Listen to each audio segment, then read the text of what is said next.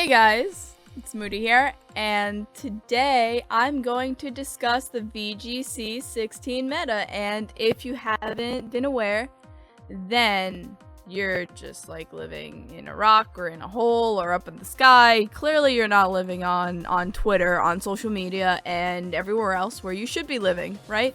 You should be spending 24/7 on social media so you can be aware of what's happening in the world.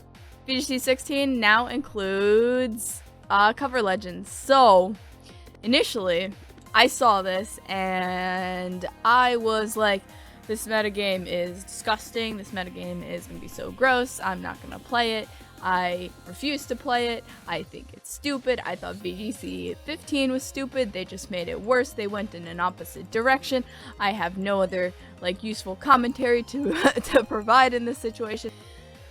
At the same time, I mean, if they carried over VGC 15 to VGC 16, I would not have been any more pleased. I just would have been pretty much, you know, as pissed off, I guess, as I am now, because nothing changes. And I guess it's better to have some change than no change. Although, I think that introducing cover legends into the metagame does over-centralize it a crap ton. And let me tell you why. Because, okay, look back to VGC 15 and think about how much Landorus was used. Think about how much Landorus over-centralized the metagame. Literally, you can look at probably like any top cut, you can look at Worlds, you can look at Nationals, you can look at anything, and you'll see how prevalent Landorus was and how widely used Landorus was. And even just for that alone, like, on my teams, I refuse to use Landorus because I just thought, like, everyone uses it. It's such an easy Pokemon to just throw on a team and have it be really, really effective. It was just one of those Pokemon, and almost every team had it. It was like the Kanga of VGC 15, although you still saw a lot of Kangas there too. But now, think of it this way. It's going to change. The metagame is going to change, but honestly, what are you going to see now? A lot of legendaries. You're going to see pretty much, I'll tell you what you're going to see, because you can kind of predict what you're going to see by going to the Smogon statistics for their doubles Ubers.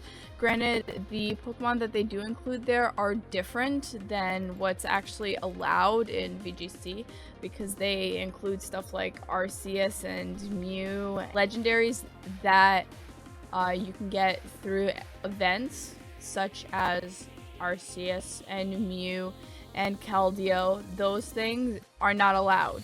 Only the cover legends are allowed. So basically, take out those things, and then you look at the usage statistics for pretty much like the average, or if you really want to, you can look at it for like the higher rated ones. But if you look at it right now, guess what number one is? Number one is Groudon. And if you look at the percentage of usage for Groudon, it's 62%. So you literally have a 6 out of 10 chance to run into a Groudon in every battle that you have. It's probably going to be Primal Groudon, because let's be honest, once Primal Groudon is on the field, you can't take away its weather without with anything other than Primal Kyogre, as long as you send out the Kyogre, you know, to overwrite the weather, or like the weather activates last if they both get sent out. So if that's the only thing that stops it, then I think Groudon's only weakness becomes ground, because he is fire, I think fire ground. I think that I've seen even Groudon versus Groudon, they don't even kill each other off. Like Groudon, is very rarely O-code by anything, and it forces people to have to like think of things like Scarf Golduck with Cloud9 to try and counter it. And let's be honest, if you're gonna have a Scarf Golduck on your team just for a Groudon, sure, you'll encounter it 6 out of 10 times based on just usage statistics per team, but what are you gonna do the other 4 out of 10 times? You have a useless Pokemon, and sure, you will be probably, I guess, maybe needing it more often than not, but it still forces you to have just a useless slot, because Golduck can't do anything against Kyogre. it gets wrecked by Kyogre's Thunder. It can't do anything against Rayquaza. It's gonna get wrecked by the freaking flying type attack that's overpowered. And I don't even think that if you look at Smogon statistics, which I'll have in the link if anyone's curious, I'll have the VGC and the VGC rules that were officially released, and I'll have the Smogon statistics in the description. But I think that if you're just looking at these statistics, Groudon has 62%. The next one on this list for number 2 is Xerneas at 60%. Both of those are really, really heavily used. You're going to see a lot of Geomancy, Xerneas with Follow Me users, Rage Powder users, anything like that, because it's easy setup. It's a one-turn setup, and you get a +2 in special attack, special defense, and speed. So even forget like special attackers, you're gonna need like, I don't know, a physical attacker like Scizor, I guess, to take care of Geomancy Xerneas, because that's also powerful. And then if you look down the list, Kyogre is the next most used one at number 3, and it's 50%. That is a whole 10% less usage than Xerneas and a whole 12% usage than Groudon. So like the discrepancy there is pretty big if you think about it. So as much as Landorus has over-centralized the metagame, now you're really just going to have bigger threats over-centralizing the metagame, such as Groudon. And honestly, to me, it just seemed, initially to me, it just seemed like it was going to be a repeat of VGC 15 with Landorus, where you saw Landorus heavily used in competitive play. Whether or not that's true, I don't know, but I think that if you just look at usage statistics for Smogon doubles Ubers, minus the stuff like Arceus and minus the stuff like Mew, you can have a pretty accurate, pretty accurate portrayal of what you can expect to see coming from the VGC 16 metagame. Just, you know, take out the extra Pokemon, like here they also have Yveltal used, but like I don't think Yveltal could have as much usage in VGC playing by their rules, because Yveltal was mainly used to counter the Arceus, and they don't have Arceus, so you might not really see that just based on this usage.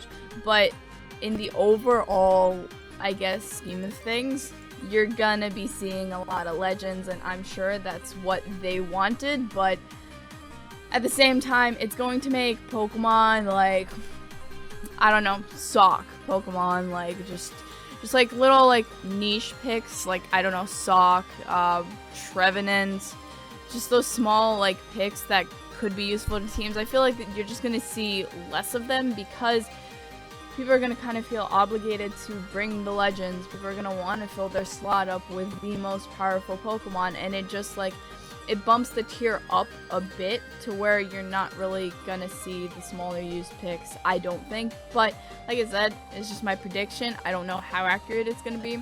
Another thing that's gonna be really useful in this metagame that I think is gonna be wide guard. So if you're thinking about running an Aegislash on your team, I think it's a really good idea, because you're probably gonna be seeing a lot of Water Spouts from Kyogre. I know Xerneas can carry Dazzling Gleam, which is double targeted. You can also get Earthquaked, which is double targeted. Rock Slide, double targeted. Groudon's Precipitous Blade, double targeted. You have a lot of double targeted attacks coming your way, so I feel like Aegislash, which is also number 16 on this list, but I feel like it could be seen a lot more in VGC play because of all the double targeted attacks you're going to be seeing from these huge threats. So it kind of gives you some sort of like room to shut them down by not taking, you know, a lot of damage, if you can out predict that. Because let's be honest, if you just lose matchup to a Groudon, you don't really have that much room to just switch out into something else that counters. Let's say Kyogre. Even Kyogre is going to be taking a lot of damage from Groudon. Assuming he's not going for a fire type attack. Assuming he's going for like a ground type attack, some other stab. So I just think Groudon is going to over-centralize. The metagame's kind of going to be the new Landorus. You're going to be seeing a lot of Groudon. I don't know what you guys think. I don't know how you guys feel. And even aside from Groudon, think about Rayquaza. Mega Rayquaza is also, it was banned from Ubers and Smogon for a reason. I know this isn't Smogon, but I mean, it is really, really, really powerful. And it's got a really, really powerful attack on top of it. So I think you might also be seeing a bunch of Mega Rayquaza coming your way. So I'm going to be probably exploring this metagame on Showdown, which you are also free to do because on Showdown they already have it. You can create teams and play VGC 16. I think they even already got rid of VGC 15 in replacement for VGC 16 on Showdown. So if you want to, you can play that. I'm probably going to try and make up a team just to see how it goes. And I'm hoping it's going to be not as stale as VGC 15. Really hoping. Let me know what your guys' thoughts are. And as always, I love you guys very, very much. If you enjoyed this video, feel free to leave a like. And I really hope that you guys have a wonderful day. And bye.